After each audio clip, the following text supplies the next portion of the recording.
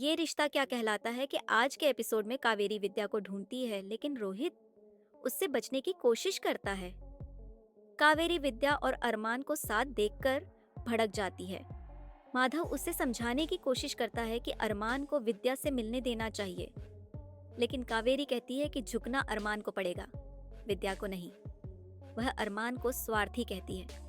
माधव ताना मारते हुए कहता है कि कावेरी पहले ही अरमान का इस्तेमाल अपने फायदे के लिए कर चुकी है। कावेरी विद्या का सामना करने का फैसला करती है, लेकिन तभी अभिरा उसे रोक लेती है। अभिरा कहती है कि कावेरी को अरमान और विद्या के बीच दखल देने का कोई हक नहीं है। यह सुनकर कावेरी भड़क जाती है और तंज कसती है कि अभिरा को माँ बेटे के रिश्ते पर बोलने का हक नहीं, क्योंकि वह खुद मां नहीं बन सकती। यह सुनकर शिवानी भी कावेरी का विरोध करती है, लेकिन कावेरी अपनी बातों से दोनों का अपमान करती रहती है। कावेरी का कहना है कि अभिरा की वजह से अरमान पिता नहीं बन सकता। यह सुनकर अभिरा सन्न रह जाती है और अरमान भी ये बातें सुनकर स्तब्ध रह जाता है।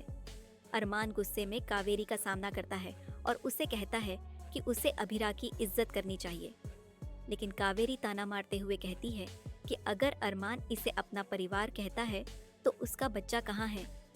अरमान को यह सुनकर गहरा धक्का लगता है और वह दुखी होकर पोद्दार परिवार को छोड़ने का फैसला कर लेता है।